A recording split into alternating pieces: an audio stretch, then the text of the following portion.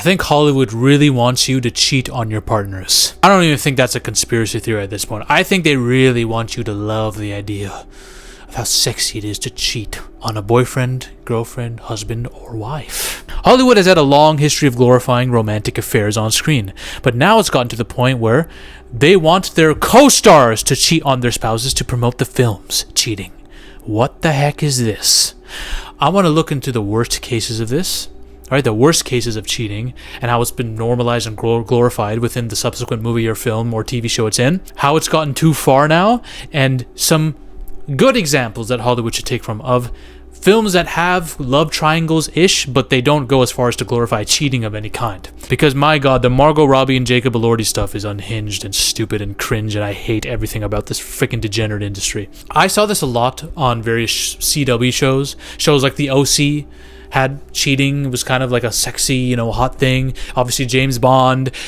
But I want to get into the stuff that when I saw it, even as a kid, I was like, bro, this is kind of weird. This is a little bit weird, okay? The Titanic is an obvious example. Jack and Rose, the forbidden couple. Rose cheats on her fiance or whatever with Jack. Now, we let it go because Jack died. The Titanic was a tragedy, and it was a good film, so people loved it. It grossed a lot of money, and Leonardo DiCaprio, he's a heartthrob, so we let it go. Rose's husband, who gives a fuck about him, right? Screw that dude. So with Titanic, I was like, okay, forbidden love, Romeo and Juliet type story, whatever, fine. Still a bit sus, but okay, fine. Then, I'm a big Spider-Man fan, and when I see Mary Jane, pretty much cheat on every boyfriend she has in the Spider-Man trilogy, she literally is getting married to Elijah Michelson himself. And on the wedding day, without telling anybody, she just leaves and goes to Peter Parker's apartment to make out with him.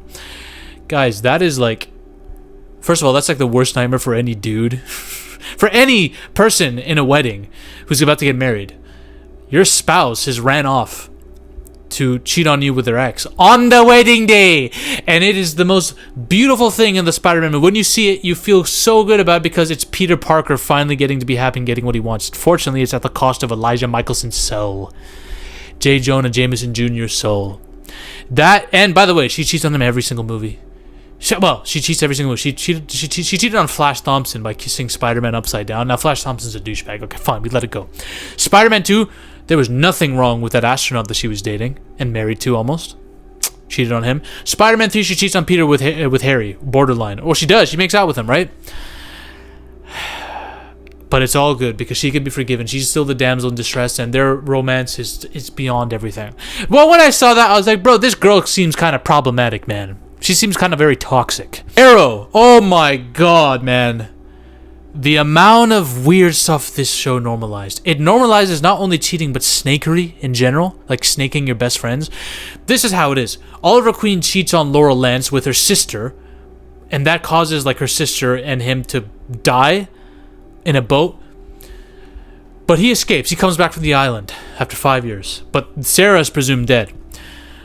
Laurel not only forgives Oliver, but sleeps with him while she's in this on again, off again with Tommy, who Oliver said, you need to go back to Laurel because she chose you, who Laurel's trying to get back with actively. But the moment they tell him that, he walks in on them sleeping together. It's one of the worst. Honestly, I hated that part of season 1. I hated how horny Oliver and Laurel were for each other. But, dude, if you're Laura Lance, would you ever even look at Oliver again? He not only cheated on you with your sister, he pretty much led to her death in your eyes at that point in time, right? That's really bad. That's really bad. And not only that, when Oliver's dead, his best friend's sleeping with his ex too. It's just snakery all over.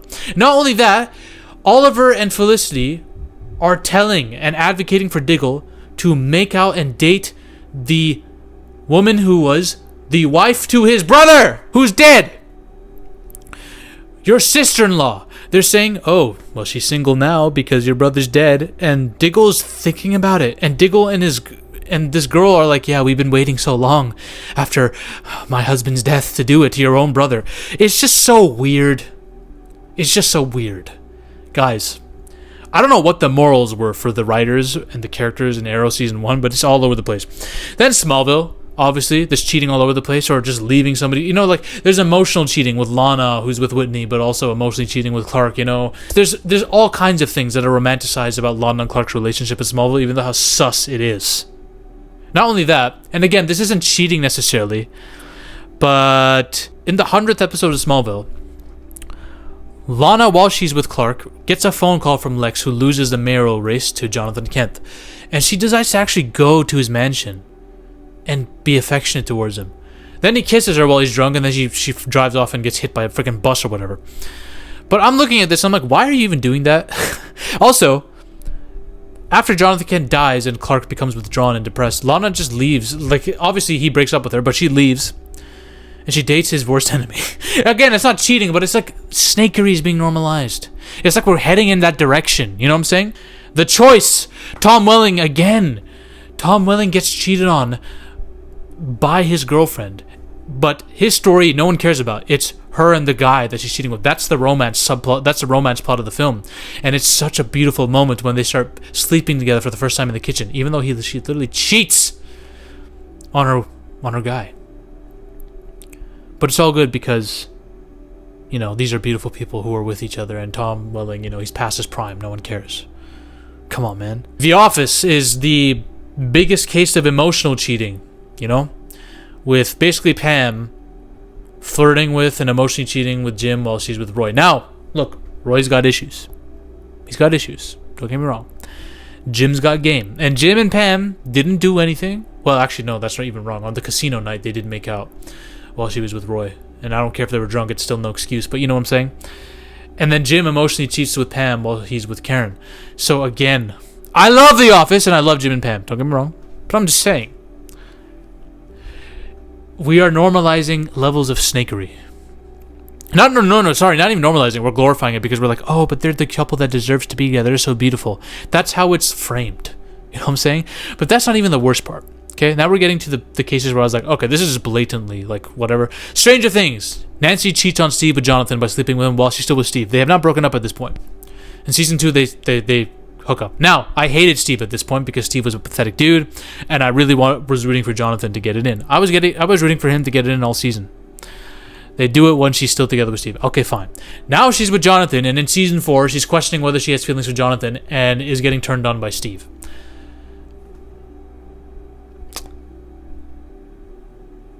It's like the writers tend to choose like the drama and who's attractive at the time over like what's right. And it's just like I'm at a point in my age where this stuff I could have ignored back then, but now I'm just like, bro, it's kind of really weird that all this stuff is being promoted. But okay, fine. Baby Girl. Nicole Kidman is married, has a family, but this whole film is about her getting her romp on with a younger dude who's dominating her. When I saw the trailer for this, I was like, there's a lot of movies where there's a lot of older women going after younger guys. There's just like this pattern I'm seeing in Hollywood, and a lot of it happens to do with cheating. I think this movie's a psyop.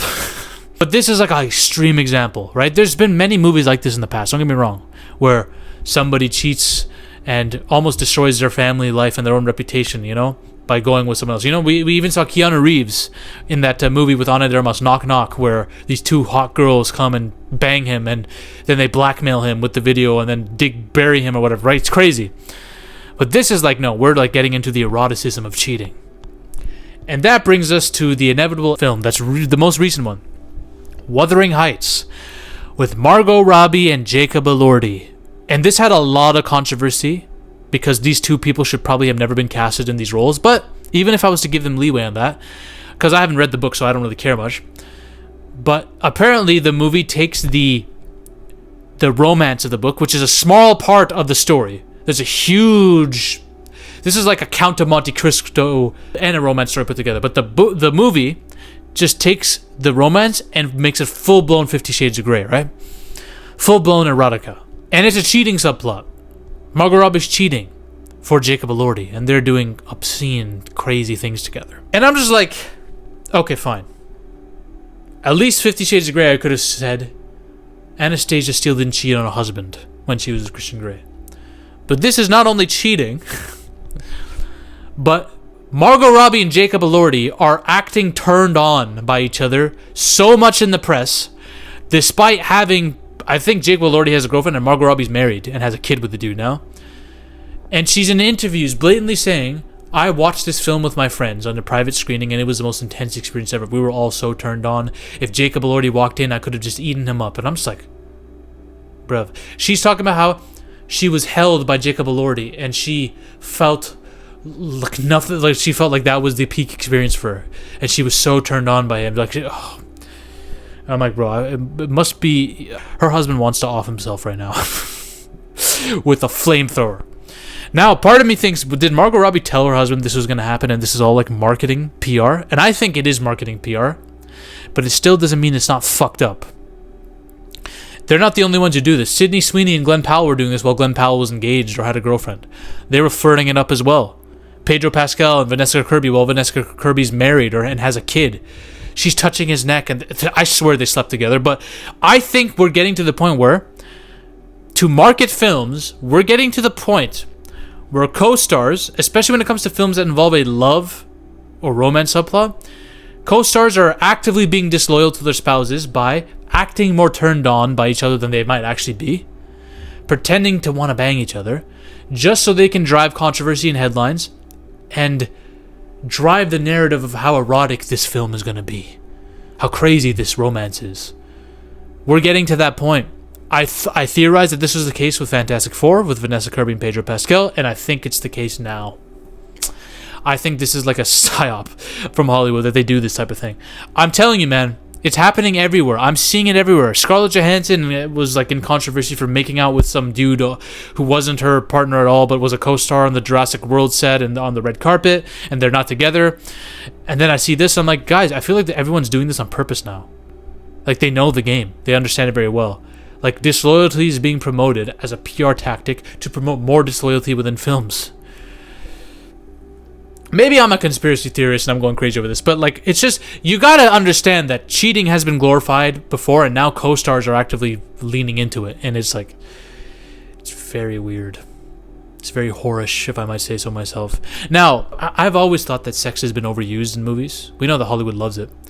But in my opinion, when it comes to cheating and love triangles, I think even that's overused too much. Hollywood loves their drama. I think Hollywood needs to take from a film like Lord of the Rings. Think about this.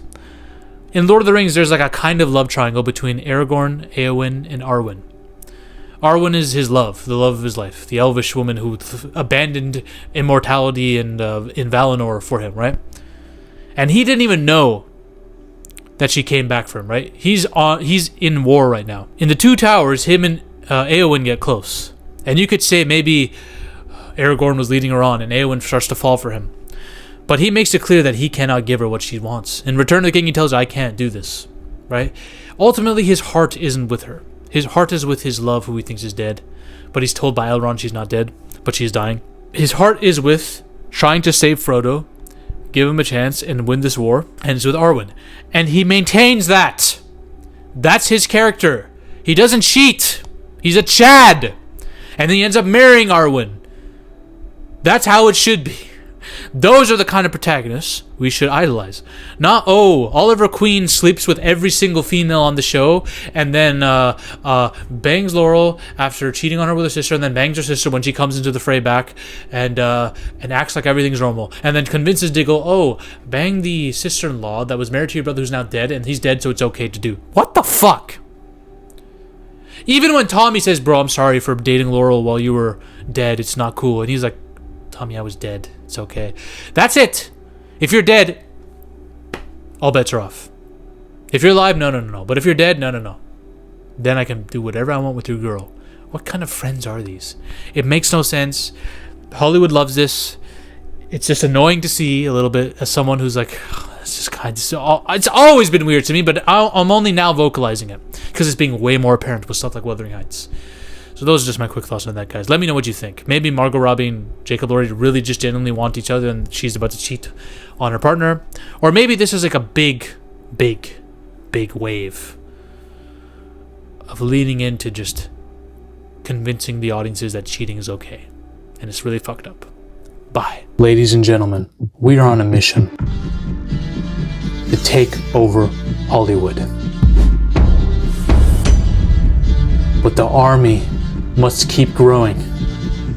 If you want to suggest video topics to me, or talk about your favorite movies or favorite film theories in a community with like-minded individuals, join the Zafy Discord now. Link is in the description and the comment section as well. Join us. This movement is just beginning. We're taking over Hollywood, one coke line at a time.